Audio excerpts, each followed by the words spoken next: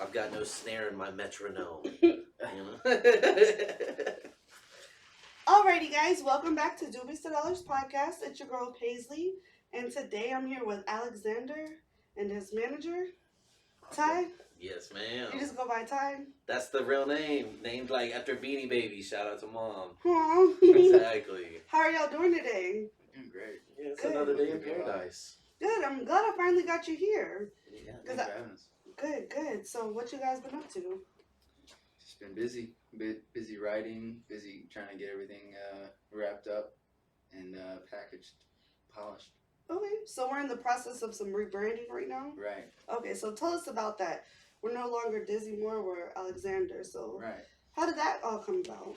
Well, when I first started doing Dizzy Moore, I wanted something completely separate than what I was doing with the band I was in. Mm-hmm. And that name came to me in a dream, and it was something that was like my exit strategy. And now that I'm not in the band anymore, and I'm doing my thing full time, I wanted something a little bit more me. Mm-hmm. You know, my middle name is Alexander, and so I wanted to like abbreviate that, something a little bit more modern, a little bit more pronounceable. A lot of people couldn't pronounce the name Moore because how I spelled it. Oh, M-O-U-R. Yeah, so I don't know. I think it was bold because I know that I'm starting off doing my solo stuff, and I immediately rebranded. Mm-hmm. But I'm still early enough where I can do that and still make waves like I was before. Just doing something a little bit more true to myself versus trying to be completely away from what I was doing because I wanted it to be separate. But now I just don't care. So now I'm just do whatever I want to do, and this is where my heart truly wants to be. So. Okay, so tell me, how'd you link up with your manager? He was managing an artist that I knew for years. I mean, way before I met Ty. Blake. I used to go over to his house and like party, and they used to play music, and I played music, and later, whenever I was in Hold On Hollywood, I saw that he was managing Blake, and they were doing kind of the genre or realm and scene that I wanted to be in because low-key, the rock scene and everything else in Houston blows. Like it's just all dog eat dog, no one really cares, but the scene that he was in was a completely different realm that I had never been in, and I wanted to be a part of that. I had no connections, no nothing. I contacted him and said, hey, is there any way that you can represent me or, you know, put me on a path to somebody who will? And, you know, we started talking then, and then a couple months later, he was like, hey, let's chat. So. Okay. So was it at the beginning of this year? It's been about maybe year and a half-ish. Yeah. Getting closer to that year and a half mark. The pandemic was one of those things where during the first like couple months of the pandemic, everybody in the music industry, like nobody had any idea what we were doing. Where shows gonna happen, where our tour is gonna happen. Can we even go to studios? Like, you know what I mean? Like, so many different things were put on pause that it was one of those things where it really let a lot of people in every avenue of it know, like, are you gonna fight or flight? You know what I'm saying? Are you gonna make it or are you gonna break it? Oh, it shows the true hustlers, you know for sure. For sure. And so we just kind of had to go through that, and then I actually met him through the drummer of the band, Devin, who I worked at House of Blues with for a few years. Okay. And so that's how I knew about Hold On Hollywood, the band that he was in and all that stuff. And then from there, I was just finishing up some things with my first art, because second artist I've ever done any management stuff for. Okay. First artist, we were making some good waves, doing all that stuff. He signed, off to the races now, you know, doing all that good jazz. Trying to run it back, you know what I mean? Do the same sort of deal. And I think, not to shot, like, you know what I'm saying, do shots at anybody, but we have the potential, I think, to go way farther than my first artist, for sure. Like, just from the sound, the look, the writing, like, ability the homie's got, like, oh my god. Bro plays, like, what do you play, like 3-4 instruments? Like, yeah, it's insane. talent. It's insane. Yeah. Music's everything, man. You know, everyone's got their own thing. Music happened to be mine. So. Okay, so let's take it back. So you from Houston? I'm not from Houston. Okay, No. where you from? I was born in Louisiana, Okay, what part? Lake Charles area. Okay, my family's from Brobridge. Okay. Mm. And then I grew up in the Caribbean. For 10 years. I lived there for 10 years. How was that? Amazing. It doesn't even seem like the same life. Mm-hmm. You know, I was young, and nothing compares whenever you live there and you come to like Galveston. You know, like the beaches on St. Croix are like clear and blue and white beaches every single day trash. of the year. Yeah, Yes. and then you go to Galveston, you're like, I'm not coming to this shit. Like, It's like this water bottle with some sweet tea. Yeah. yeah, exactly. And then I moved to Texas, and I've been here ever since. I took some jobs in Louisiana back and forth a couple years ago, but I still have been here. You know, everything. Whenever I moved here, I like just rooted in Houston. You know what I mean? I didn't have any connections in Louisiana. I still don't know anyone from Louisiana, even though I'm born there. Mm-hmm. Most of my friends that were on the island now are in the States, and I don't really keep up with them. So it wasn't like I was tied anywhere. So Houston was like my foundation. So even though I'm not from here, I'm from here. You know, whenever I explain where I'm from to people in the industry, I'm like, I'm from H-Town. Mm-hmm. You know, there's no sense of saying I'm from Louisiana or I'm from the island. It's a cool story to talk about, but I've made a name here, you know, and that's what's important to talk about. Okay, how's the support in Houston? It's great since I've been doing my solo stuff for sure. Mm-hmm. The band, we did some really big things, but I always felt like it was chasing things that were never really going to happen because it was in a sinking ship, you know, like we were going in the right direction, and the direction was big and grand, but the boat was not good to set sail, you know. Mm-hmm. And now that I'm doing things the way that I want to do them, and having somebody who shares that vision, I'd much rather ride in a canoe that I know will make it to where I need to go versus a ship that has 1,000 holes in it. You know what I mean? And it allows me to grow and learn myself as an artist and not have to worry about other people. And it holds myself accountable. Mm-hmm. You know what I mean? Like, this is a grind. Oh my It's not a gosh. sprint, it's a marathon. It's something that you have to do every single day. It's something that you have to show the world that this is what I'm going to do and this is what I was made to do. Mm-hmm. And at the end of the day, no one's going to do it for you, and you got to go and do it. And I spent a lot of years waiting on other people whenever I could have just did it myself and been a lot further ahead. But now I'm doing it, and I'm loving it. It's great. Okay. I'm happy. And That that's most important. that is the most important thing. And I think you said it well with the ship reference, because it's like that. I feel like I just had a team, and that's how it was with my team. So it's like, well, damn, I could do it bad by myself. Yeah. You know, whenever you have 5, 6 people all trying to say this is our $1 million idea, it's hard to get people to take those ideas and actually put them into work. Because it is work. At the end of the day, we can come up with 9 billion different song ideas, you know, performance ideas, different music video ideas and all that stuff. But if we don't go out there and actually do it, nothing's going to get done. We'll never get to that point B from point A. Mm-hmm. You know what I'm saying? And then there's more points to go after that. Oh yeah, You know what it I'm does saying? not stop. The grind No. doesn't stop. It's 24/7. For sure. And it's not like a knock on anybody, because we still want the best for everyone in the band. You know what I'm saying? Mhm. Like, they're still doing their own little like other things and all that good jazz. And same thing with like my other artist, still doing his own thing, all that good Mhm. jazz. You know, but it's one of those things. Like, at the end of the day, you got to just keep going. You got to do what's best to make your mental health like there, like, what's good for you financially in the future, where you can see yourself getting set up good. Because Mhm. with the finances, once you're all good there, everything else is a cakewalk, low key. Yeah. Like, yeah, because then that's so much stress you can take away. You can just be creative at that point. Okay. You know what I'm saying? So, what kind of direction do you give your artists to go in to get to the finances first, because I see a lot of people in Houston, and I tried to be a music manager. It just wasn't for me at the time. Yeah. But I see a lot of people just, in my opinion, taking the wrong direction and just want to. What would you say that they should start off doing? So art in itself is not a get rich quick scheme. Mm-hmm. You know what I'm saying? So you got to be open and honest, clear communication. That's the key to any successful business. And you got to look at this as a business. You know what I'm saying? Time in, money in, there's got to be something coming out for it. Like, are we getting fans?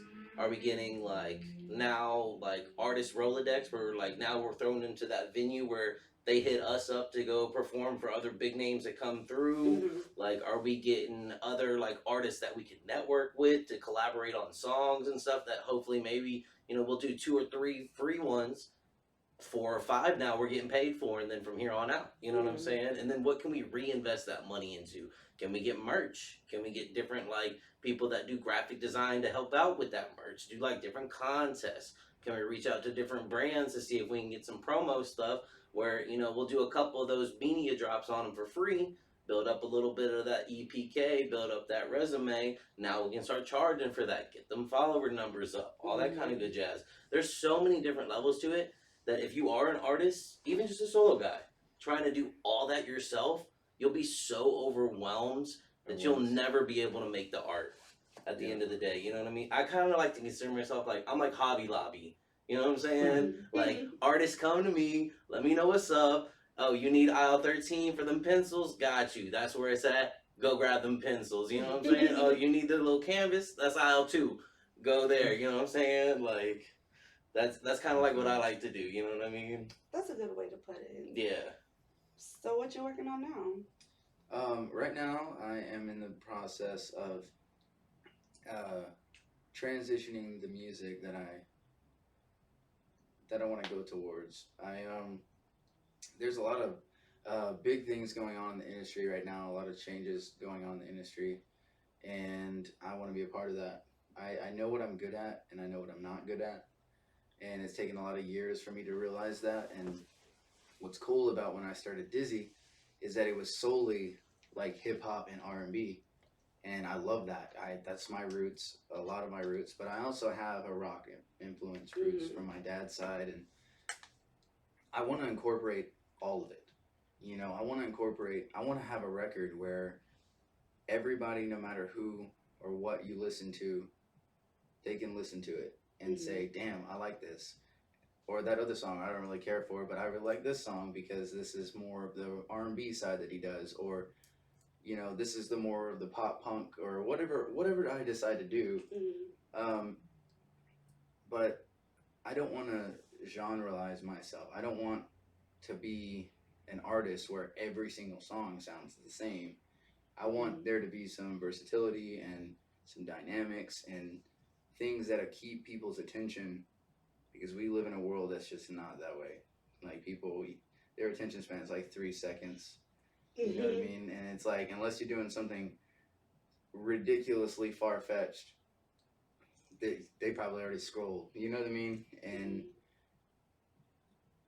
you have to keep it open as an artist and do something that's true to yourself. And what's true to me is doing whatever the hell I want to do and not be told that I have to sound like this or have to be sound like that, and or, oh, you do this, well, you have to stick to that. And it's like, why can't I have a song that's R&B and like soulful, and then the next song I'm rocking out, you know, or a slow rock song or a fast R&B song? You know what I mean? It's like there's so many things that I can do and so many elements I want to incorporate now that I have been able to think clearly on the direction I want to go in, that the possibilities are endless. And I'm extremely excited because I wanted to take most of September to transition that sound and do something where it's like, okay, I came from this, I did this to bridge, now I'm mixing what I did before and what I did just a minute ago, and now this is my sound. And then people are going to be like, holy shit, I love this. This is what we expected out of you doing your solo stuff, because I have a tremendous amount of support from my previous project that whenever they hear what I'm gonna be releasing, they're just gonna freak out, and I can't wait. I'm We're excited yeah. for that. Yeah. So when's can we expect all that to come out? No for sure date yet. But we're shooting for like music videos to be shot in October, Okay. and right now the mixes are getting finalized and as we speak, and hopefully we have something towards the end of the year. But Okay. And we're not quite done yet. So 9/11, never forget. You know what I'm saying? Mhm. Shout out, support all them troops and such, both sides. We've got a show, Arrested Youth Secret Group, Okay. opening there. 17th, Lux Tavern, Okay. When's the first one? 9/11. Okay. So that's coming up real quick. Yes. yeah, next weekend. Yep, Dang, Secret that is right Group. around the corner. Yes, ma'am. Okay. We were gonna take off all of September. We just had a couple of like last minute good opportunities that we were like, we'll take them. You know what I'm saying? Mhm. That's another thing. If you say no to any opportunities, you're missing out. Like, even if it's something that you got to do free, out of love, like whatever, to build that resume, if you say no, people will remember that. And you won't get asked questions later. You won't be given opportunities later because they'll already expect that no from you. Right. So whenever the money does come, those good opportunities do come, you've already lost your chance. You might as well give up if you're saying no. Okay, so let me ask you this. I know I'm on a different side as a podcast. We get invited a lot of places. Mm-hmm. How do you decipher? What if you get too many bookings? How do you decipher which ones you're gonna take and which ones is like, whoa, I need a break, or I've been doing this back to back, Yeah. or is there like no breaks? It's just like straight grind mode, or what? So like right now we're in album writing mode. Okay. So I'm not trying to overwork the homie, so that way we can stay on that good consistent writing mode. You know what I mean? So like last month, shoot, we did like maybe like what 8-9 shows. Like I see how y'all. I hate I couldn't make it. I really did. No, you're good. Okay. You're good. And it's one of those things like if we have Friday, Saturday, Sunday, and we're doing 3-4 shows Friday, Saturday, Sunday, like going to Austin, back to here, back to Denver, to here. Like, I gotta go to those Denver shows. Let me know when you're going back. Yeah, you know, It was and, so nice. and it's one of those things like with doing the transition and everything like that. We want to come out and like that's what I was talking with the homie about, like with the video we about to shoot. Everything from like the scene, like location, the song, the aesthetic we're going with it, who we're getting to work on it with us, like filming and editing and all that stuff. We're coming out the gates hot. We coming hot. Really? You know what I'm saying? Go And big or go home. Right? exactly. Hell yeah. That's what we're excited for. Is this new? Because I told him, I was like, bro, we got to get it tatted on the ass so it's not changing after this. We're doing it. You know what I mean? Like, because this is it. We're going to come out so hot that this is it. Like, Yeah. that's the game plan. Okay. That's the game plan. So let's talk about this writing mode. So how do you get into a mental mind state where you're like, okay, this is my time to write? Does it randomly come to you, or what do you need to do? Smoke, meditate? I do a lot of meditating, actually. I used to smoke all the time, and I love to smoke, don't get me wrong. But if I'm not writing, it just makes me super anxious. So I tend to chill out on that. But I do meditate a lot. But whenever it comes to writing new material, it definitely comes to me randomly sometimes. I'll be sitting in the car, and then I'll just have like this melody in my head, and I'm like, oh shit. I'll pull my phone out and record. I'll sit there. It's so funny. If anyone's in the car, they'd be like, what the fuck? I'll be sitting there with my phone and like, you know, just singing into my phone. And then later, I'll come across a beat, or I'll write some music and be like, man, that melody that I hummed in my phone yesterday would be badass for this. So let me pull that up real quick and listen to that melody, and then I'll just write lyrics over it. And 9 times out of 10, that's how I do it. But if I have to like grind, like for September, knowing that I took this month to write and it being work, I do things a little bit differently than it just being random. I'll sit down and I'll go through my Rolodex of music that I have on my phone, and I'll be like, okay, this is badass, and I'll I'll sit and I'll put a note on there saying, hey, go back to this and listen to it. And if something really sticks out, then I'll start with that to try to get the inspiration going. And then, you know, it's all different. It's all situational. What I've been wanting to do, and this is not really exclusive anymore, but to transition, I wanted to do an alternative version of my songs that I did previously. Mm-hmm. So the Dizzy Moore songs, I completely have taken off all social media. I saw that. Yeah. I was mad. I was like, I want to hear it. And I did that because I wanted a sense of mystery. Mm-hmm. My fans be like, what the hell's going on? I didn't announce anything. I told him the same day. I was like, all right, it's changing. I can be impulsive sometimes, but When's your birthday? May 8th. Okay, Taurus. Yeah. Okay. We're going to talk about the stars now. Let's go.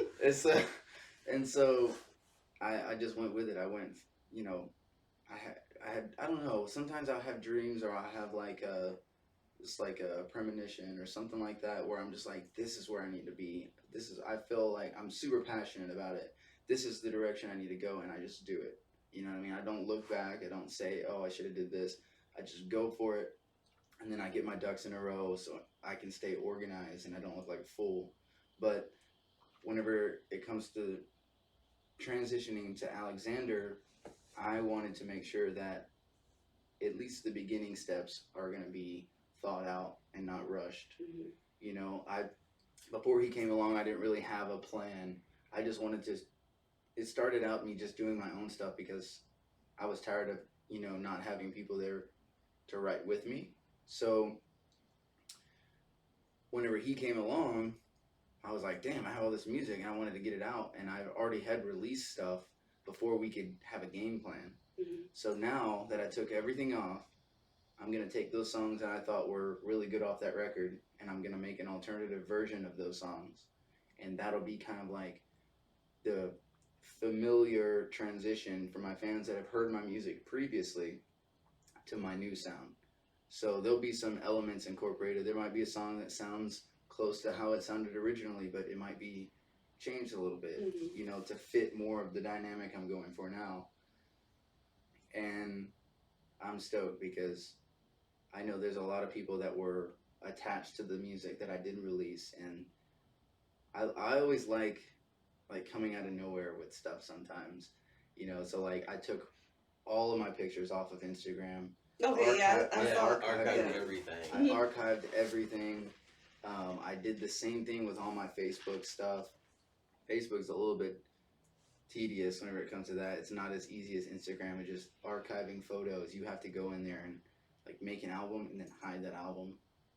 It took me probably 3 hours to do my Facebook because I did my personal page too. Like I went all the way back to when I started my Facebook. Oh man, that's a lot. Years ago, yeah. I just saved all mine and deleted my Facebook. Yeah, Right. but see, that's the dedication, though. You know what I'm saying? You gotta like, if you're gonna go at it and you're gonna really be about it, you gotta like realize this is a business and go all in with it. You know what I'm Right. saying?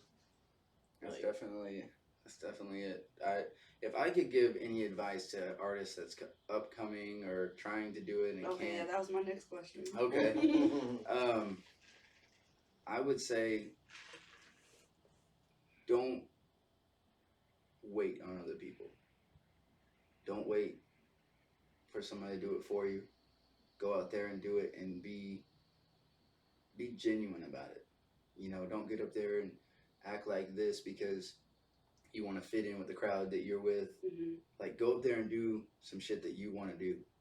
You know, it's not about, it shouldn't be about what your peers think. It's important, but it's not genuine, and your fans are going to notice that if you get up there and do something that's not true to your heart. Mm-hmm. You know, and I feel like that there was a point in my life where I did do that, and I regret it. And I don't ever really regret anything, you know. But now I'm to the point where it's like, when I come out with this music, it's going to be exactly what I wanted to from the get-go. And I just feel better about it. And I know that any artist that comes out with something that they feel passionate and genuine about, their fans are going to resonate. You know, it's gonna resonate with the fans or new fans, and that's the biggest thing. And don't do stupid shit. I would say that's the second. Facts. Don't do stupid shit. Because we totally could have, man. Like, one of the things I really wanted to kind of show him to break him out of his shell, to separate him from, like, this Houston rock scene is take him. All right, bro, you got pipes, you can sing, you got these, like, pop R&B style bangers. I'm taking you to every rap competition and we're breaking you out of your cell. You're going to be the token white guy with pipes at every one of these events. And it's fun. he got a shit ton of love, shit ton of fans. I bet. Artists, because every one of them are, I'm the hardest rapper in Houston. Yeah. Bars and bars that just all sound the same. Da da da da da da da. Yep. You know, wearing bullshit ass clothes that they got from Greenspoint Mall. Like rapping on YouTube beats that they stole for free. Oh my gosh, Like, let's speak about that. That you know is what I'm like saying? my biggest fucking pet peeve. Yeah. When someone wants me to play their music and they Mhm. have a YouTube beats, I instantly get notified. Why? Because I can't get monetized if Yep. I don't know like the owner or whatever. I'm just like, damn, another one. Why? Yeah. And Yeah. then funny story, it was someone, and I don't like to name drop because I'm on my podcast. I really don't want to make anyone look bad. For sure. So someone played me their song. They shot a whole music video into everything. I went to a showcase and I heard that same beat and I'm like, what the fuck? And then it's a whole nother rapper. I'm like, damn, another one. So why do people do that? Why are they taking these YouTube beats? They're trying to fake it till they make it with way too much fake. You know, if all your bars are about how you got all this money, you throw it at girls, or you got all this money from dealing or robbing and all this just crazy elaborate storytelling stuff, right? You're telling way too much story that's not your own story. You're just telling people what you think that they want you to hear instead of just being genuine, being yourself, telling your real scenario.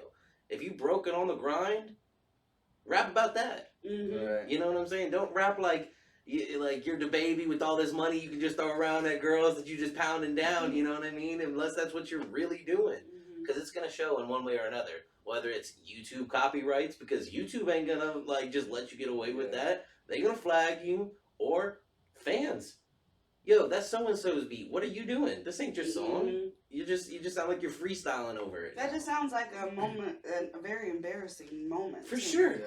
For sure. And I guarantee you, those are the type of people that they go home at night disappointed in themselves whenever it's the end of the night, because they get their 15 seconds while they're on stage thinking people really like their shit, but no one remembers it. No one really resonates with it. No one hits them up after the fact and it's like, yo, that was really good. All your stuff is really good. You make those beats too, don't you? Yeah. No, they don't even ask them that question because they already know. You know what I mean? Everybody always asks him, oh my God, dude, bro, you totally play guitar and shit too. Like, they go through his Instagram and all that stuff before we archived everything. Bro, what? You play piano and stuff too? Dude, you really be singing? That's no auto-tune? Like, what the hell? Like, where you been hiding? Like, that was exactly what we've been going through the last couple months, is those exact same sort of sentences in every little different competition, circle, like, all kinds of things like that. Like, that's what I basically was doing. I was like, all right, bro, it's good to go. We kind of like, no mask, let's go. Like, let's rock this shit out. Like, I think a lot of people take the YouTube songs because it's just easy. well, You know, and I people mean, want you it got to to be network. easy. You got to network, because there's a billion producers out there. There is. Like, And- shout out to the homie Hooligan. but that's it's what we're it's that working la- heavy it's with. That lazy Okay. mentality is what I mean. Is That too. you know, it's like, I get wanting to release and write music as fast as possible, right? You want so much content that you can sit on and say, okay, I'm gonna release this, and I'm gonna release this. You know, you work a long time, and then you have that rest of that time to release and release and release, and then you take a break from releasing, and then you write a bunch of stuff. But you're not gonna get anywhere, you know, plagiarizing music. Because that's what it is. You're not, you know, like, it's not gonna happen. You're not gonna get ahead. Unless it's like something cool, like a trend where you're taking a beat from a big artist and then everybody else starts doing it because they want to put their rap over it. That's different. But saying, oh, look, this is my song and it's a beat you stole from YouTube, that you can clearly hear that it's from YouTube, because YouTube beats have the same sound. Yeah, and Yeah. always beat tags in them. Right. Like, Right. And I would say that's another thing that I would say. Spend the time to build your empire. Spend the time to find the people on your team that are going to do good and be original and be genuine and work as hard as you want to work. That, you know, like a lot of people might use the YouTube beats because they want to get a lot of content out and it's shooting themselves in the foot. It might be their heart's in the right place, but that's not the way to go about it. You know what I mean? You need to take the time that you spent listening to a beat on YouTube to take the time to make a post on social media, to find someone who you might spend $50 and go do a music session or some shit, you know, and he might make the beat in front of you and make it more genuine. Then you have substance, you know, you have something that people can hold on to and say his bases is all covered, you know, like his beats are original, his rap is original, you know, his sound is original. Like, those things are elements that make an artist who they are. Like, you listen to Post Malone, he got a lot of shit whenever he first started because he did rock too. He was in a rock band before he did the Post Malone stuff.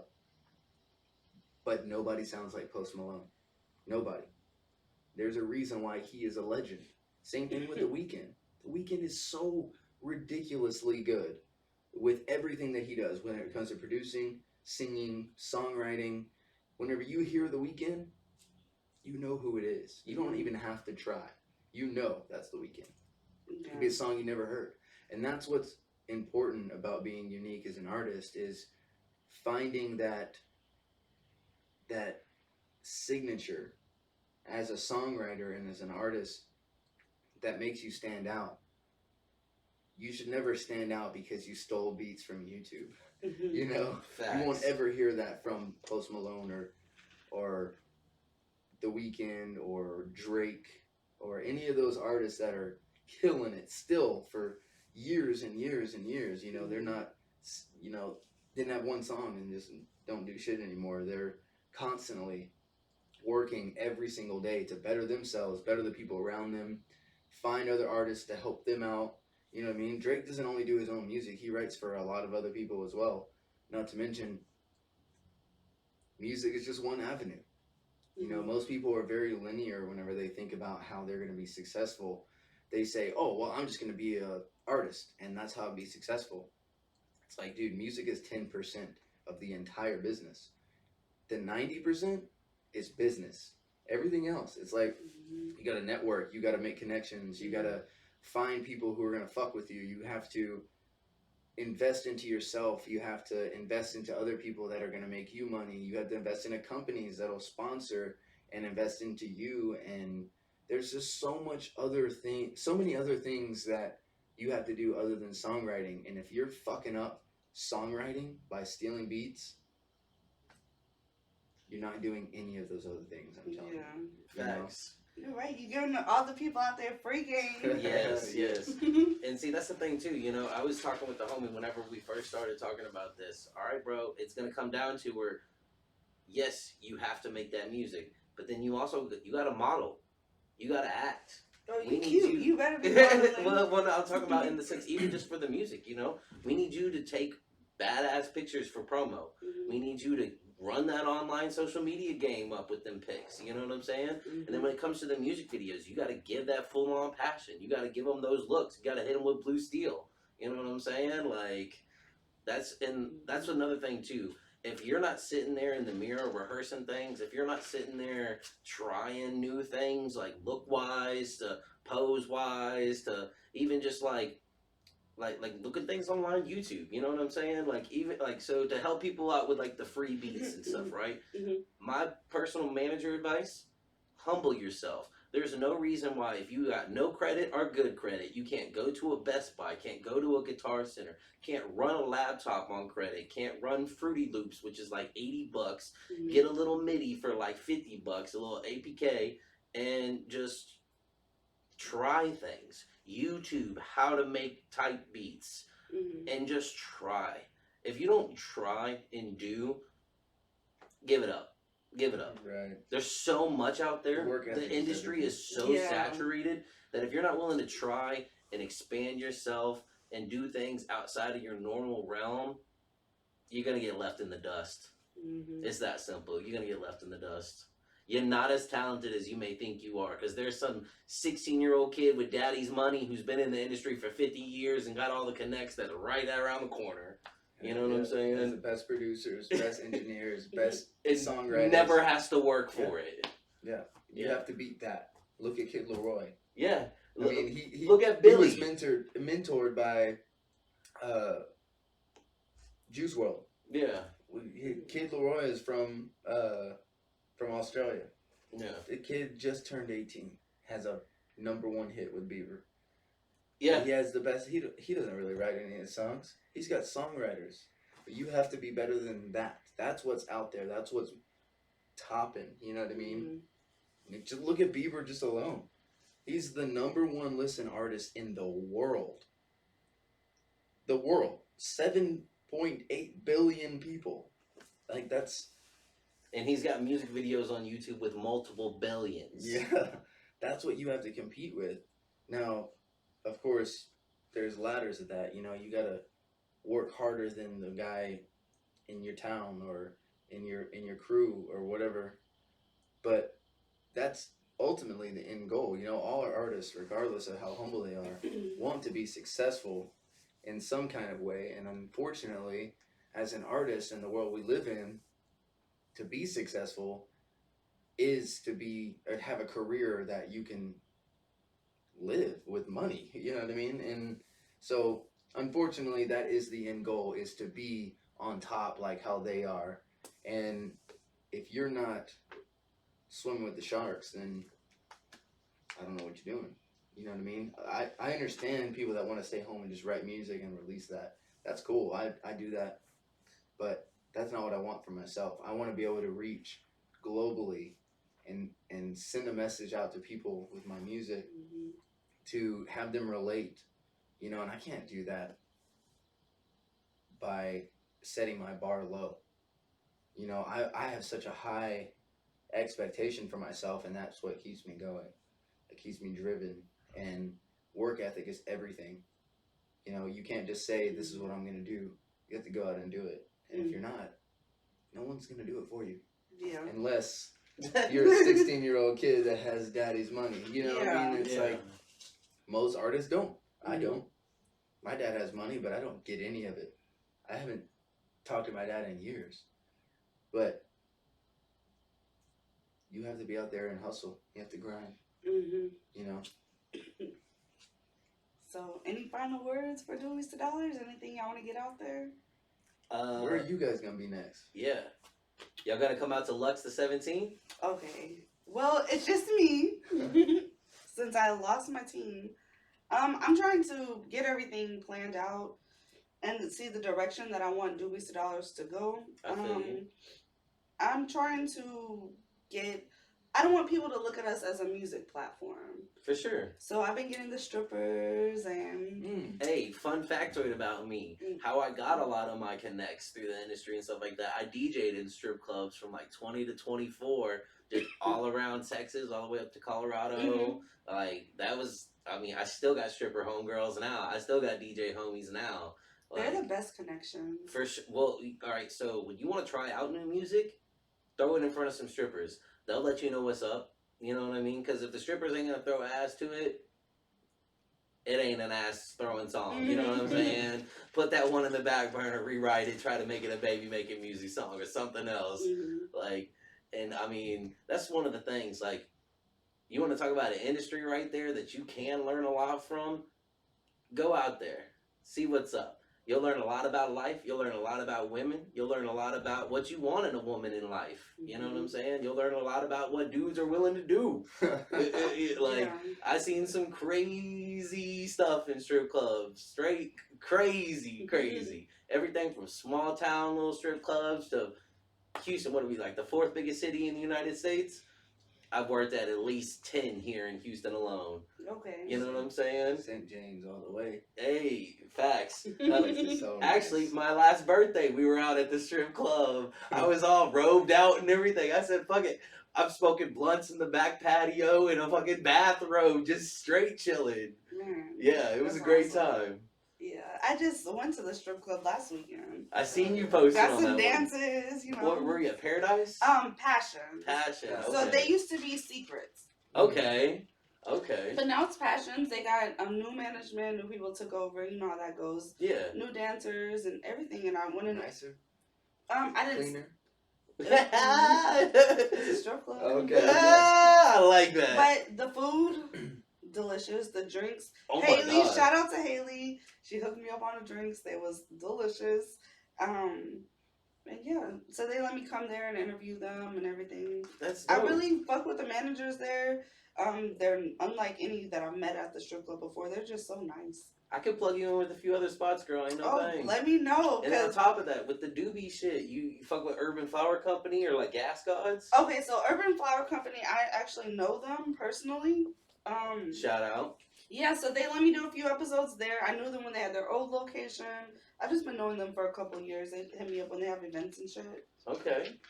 The other people know. I don't know. Maybe Yeah. you can plug me in. Oh, I got you, Okay. girl. That's Black Card membership only status. Okay, You know what I'm okay. saying? Yes. What was that? Yes. What was that company out in Austin? They were called the Gas Station. Yes. Bro, Yes. I was like, that's the best. That's the best name. Yeah, I took him out to Austin a few weeks ago. We had this Okay. festival out there, and there was one of the little like dispensary. They sent out a vendor booth thing, and that's what they were called, the gas The station. gas station. That's awesome. Yeah, good ass edibles and shit out there. Hell Yeah. Well, I need to check them out too. Yeah, I'm actually gonna be out. I got some tickets to Kevin Gates tomorrow out in Austin. Oh, that's Yeah, awesome. shout out to the homie Bombshell. That's Hell yeah. when we go out to Austin, that's the DJ for us out there. That's an old homegirl of mine, solid DJ. She mainly does a lot of like venue stuff out there, like Somersault. She does some stuff at Vulcan every now and then, Empire, like just some different spots on 6th Street and shit. And then in like where's that place called? The Domain area. Okay. Yeah. Well, I have to check in with you because I also want to go to other places and do interviews. Atlanta, Denver, Austin. Top Atlanta. spots. I'm fixing a low key. Once we get the new sound and shit lined out, I'm gonna take the homie out there to Atlanta. Okay, keep I me got some posted. homies out there. I got I media can't wait. people out there. There we go. One of my homies actually does videography out at Tyler Perry Studio spot Oh, out there. okay, Yeah, yeah. he got that big like 50-acre spot that he converted. Yeah, That's it's awesome. dope. It's dope. I see him on his Instagram live posting things all the time. I'm like, bro, that's a life. Like when you get to like that Hollywood type setup, Mhm. and you're one of the ones that are helping making it happen, you get a solid, like, that's a goal right there, you know what I mean? Mhm. And that's what I was telling the homie, you know, we get to doing this stuff right. Do you know the Hustletown Network people here? Mm-mm. I'll plug you in with them too. They're Okay. solid They little, do big stuff. yeah. Okay. Yeah, the homie's gonna do a little short film for them too. Weren't they at the? Were you at the I don't- Mesquite? No, she didn't come to Club Mesquite. Okay. See, No. I know I thought that's where we you met them. because my mutual, our mutual homie would be by Breezy. Peso. Oh, yes. So I shout out love- to Breezy. I used to throw events at her old venue, Houston Underground, back in the day. Okay. Yeah, yeah. See, it's all a big networking thing because I had an artist on here, Taz the Realist. I don't know if Okay. y'all see me posting him. He actually plugged me in with Breezy. Okay. And then I guess she's Breezy's been dope. yeah, She's so cool. She Yeah. really is. I'm got her girlfriend coming up here next week That's to what's do an up. interview, and then the interview I did with Breezy, that was just so fun. So She's a vibe, Yeah, bro. she And like is. when you talk about like the Houston underground scene, she's one of the OGs of it. She's put a lot of people on game mhm, out of love for the game. She's grinded hard, like, mhm. and for her to like put Peso where he's at right now, even with like the whole feds bullshit or whatever, kind of putting like a halt on some of their shit, and her Mhm. still being able to grind through that, you can't ask much more for a manager, honestly. Like Yeah, she she kills goes it. above and beyond Shout for out him. to Bad Breezy, that's my girl. Facts. Me and her, we gonna have to tag team on some fucking shit soon. Yeah, Hell yeah. for Hell sure. yeah. I love like all her little shows she does too now, like the White Swan, like and then that Sandman Studios, those Q indie things she puts on. It's fire. So $2 was at the last UND. I actually didn't get to go, but we got some Okay. footage and stuff. So Hell yeah, yeah. it was really dope. The homie was gonna be on it, but we had another show out in Austin. Okay. Yeah. It'd be like that. You gotta just try to, like what you were saying earlier, you just gotta figure out which one works best for you, you know? And so with the one we went out in Austin, the 17th, we got a show with those same dudes, but here in Houston at Lux Tavern. Okay, I've been seeing people performing at Lux, so I just gotta check that out. Lux is a solid spot. If you come out, I got the Hustle Town group. They're coming through. They do a bunch of media and stuff like that. They're gonna be there. I'm trying to think. I got one other like podcast type group people. Sick and Sane. You know them? The Sick and Sane podcast. They're gonna be there. I'll plug you in with I them need to too. check them out. I'm all about putting people on game, network, meet everybody, build shit. You know what I'm saying? Yeah. I love the game. I love seeing stuff come. You know what I'm saying? Let's see what's up. Let's see how big. It should be Houston versus the world. That's my opinion. Because once we take over Houston, the world ain't ready. You know what I'm saying? Like I was saying, we're the 4th biggest city in the United States. I think we're the 1st biggest port city. If we can take over Houston, let's go. Let's go. For sure. Yeah. Well, thank you so much for coming on $2. Glad we finally got you, and I definitely want y'all back when I do my live on YouTube for the D2D listens. Yeah. For sure. Yeah. Hopefully I'll have something dropped by then. Okay, yeah, we'll set it up. Yeah, for sure. Thank y'all.